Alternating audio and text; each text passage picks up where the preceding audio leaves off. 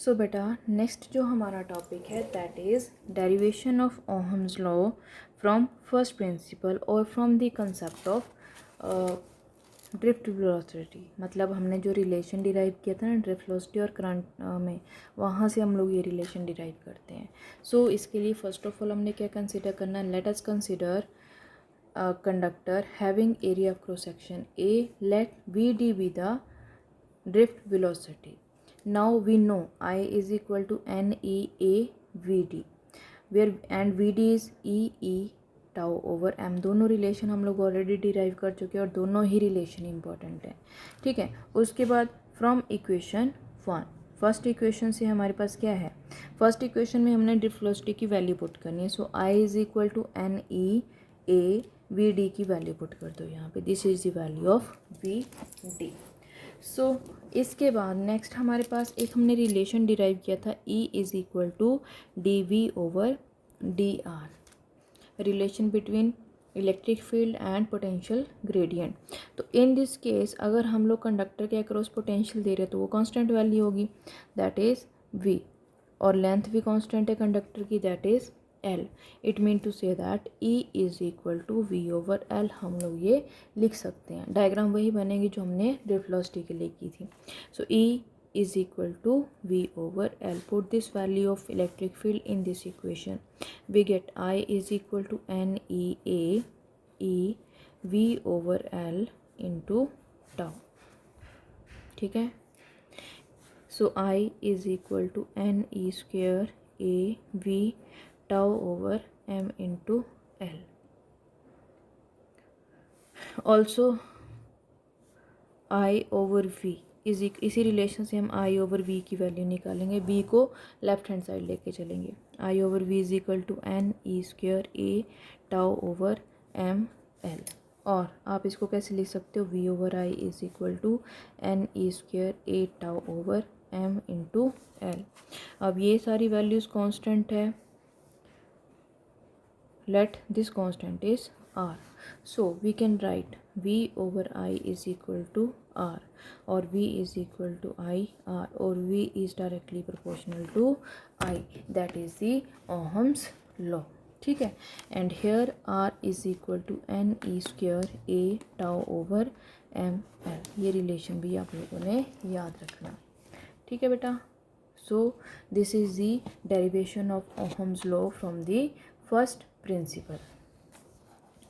इसके बाद हमारा नेक्स्ट आता है electrical resistance.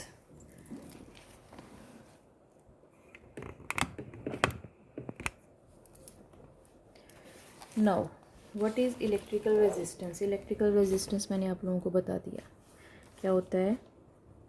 Electrical resistance that is the opposition offered by the conductor to the flow of current। जब भी करंट किसी कंडक्टर में फ्लो करता है तो कंडक्टर क्या करता है, उस करंट को अपोज करता है, उस करंट को रोकने की कोशिश करता है, जिसको हम लोग क्या बोलते हैं, रेजिस्टेंस। ठीक है, और डेफिनेशन रेजिस्टेंस की आप यहाँ से भी डिफाइन कर सकते हो। Resistance is defined as the ratio of voltage to the current flowing through the conductor. और जो SI यूनिट है इसके रेजिस्टेंस के, SI unit of resistance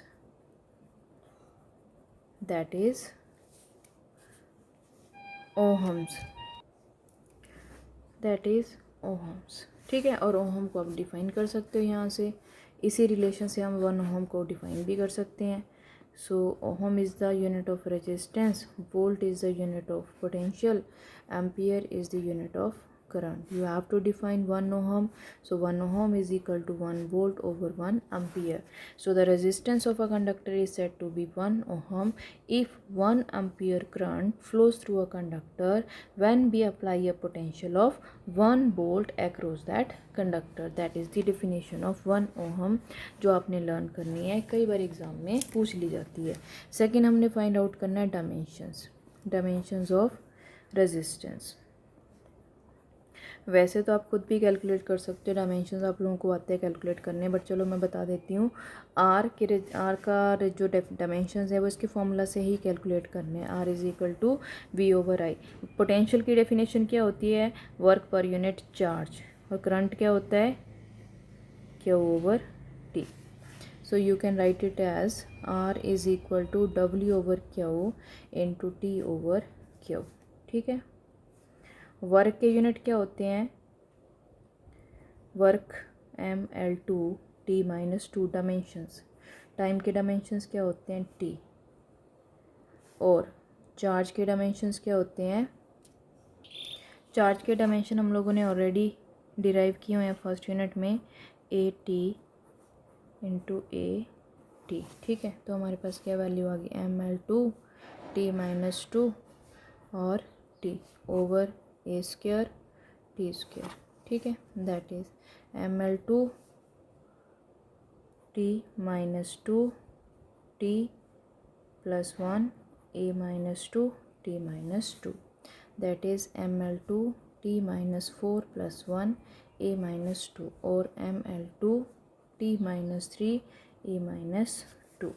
this is the dimensional formula of resistance. ठीक है, आता है एग्ज़ाम में, याद रखना ये डायमेंशंस फार्मूला, यूनिट्स, ये एग्ज़ाम में आते हैं 1 मार्क के लिए, मल्टीपल चॉइस क्वेश्चन में आते हैं, या फिर अगर आपका कोई क्वेश्चन 2 मार्क्स का है तो 1 मार्क के साथ में ऐड कर देते हैं कि इसके डायमेंशंस भी लिखो, इसके यूनिट्स भी लिखो। ठीक है, उसके बाद हमारा बेटा नेक्स्ट आता है now the another main question. कई बार 2 मार्क्स के लिए एक नोट आ जाता है इस पर, what is the cause of resistance या explain the cause of resistance.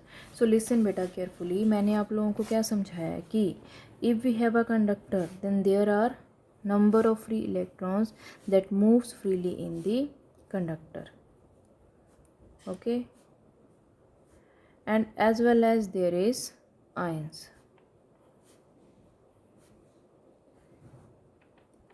ठीक है, जो कॉन्टीन्यूसली क्या करते हैं? कंडक्टर में मूव करते हैं। तो जब हम लोग इस कंडक्टर के अक्रॉस पोटेंशियल डिफरेंस क्रिएट करते हैं बाय अप्लाइंग अ बैटरी, तो हमारा जो जितने भी इलेक्ट्रॉन्स हैं वो ड्रिफ्ट करेंगे टुवर्ड्स दी पॉजिटिव चार्ज, और जो यहाँ पे आयंस प्रेजेंट है वो वाइब्रेट करना स्टार्ट कर देते हैं। ठीक है, तो जब अब what is the electric current? Electric current क्या होता है? Flow of charges. तो जब इलेक्ट्रॉन फ्लो करेंगे पर्टिकुलर डायरेक्शन में तो वहाँ पे क्या प्रोड्यूस होगा? करंट प्रोड्यूस होगा। लेकिन यहाँ पे क्या है? बहुत सारे इलेक्ट्रॉन्स हैं, तो ऑब्वियसली इलेक्ट्रॉन जब मूव करेंगे, एकदम से मूव करेंगे बहुत सारे electron towards the positive charge, तो इलेक्ट्रॉन आपस में क्या करेंगे? स्ट्राइक। इलेक्ट्रॉन्स आयंस आपस में क्या करेंगे? स्ट्राइक। तो वो इलेक्ट्रॉन की जो मूवमेंट है उसको अपोज करेंगे, उसको रोक देंगे।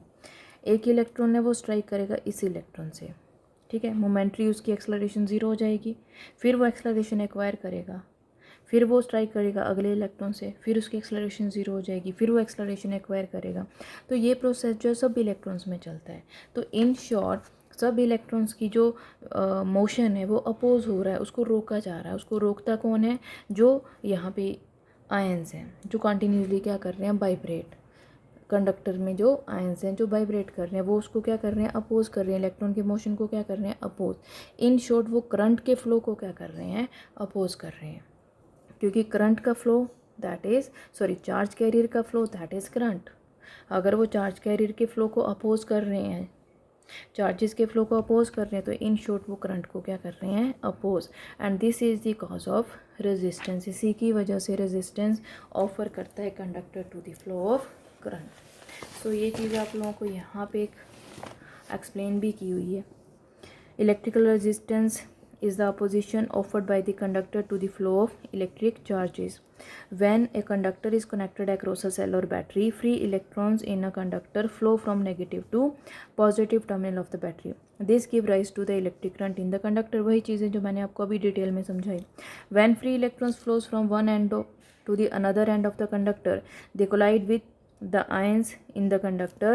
This collision offers the opposition or resistance to the flow of electron. ठीक है, वही चीज़ है जो मैंने आप लोगों को अभी समझाई। तो इसको अच्छे से एक बार रीड कर लेना, समझ आ जाएगा। और साथ में रेजिस्टेंस ऑफ ह्यूमन बॉडी दे रखा है यहाँ पे। When skin is dry it is about 10 raised to power 5. However, if the skin is wet, the resistance of human body is about 1500 ohm. तो ये भी याद करना, कई बार 1 मार्क के लिए पूछ सकते हैं। साथ में एक न्यूमेरिकल दे रखा है यहाँ पे बेस्ड ऑन ओहम्स लॉ, उसको आप कैलकुलेट कर सकते हैं, कैलकुलेट करके देख सकते हो। इसके बाद जो हमारा नेक्स्ट टॉपिक है दैट इज इलेक्ट्रिकल रेजिस्टिविटी और स्पेसिफिक रेजिस्टेंस। रेजिस्टिविटी के बारे में पढ़ेंगे अब हम लोग। रेजिस्टिविटी और स्पेसिफिक रेजिस्टेंस दोनों टर्म्स सेम होती हैं ये।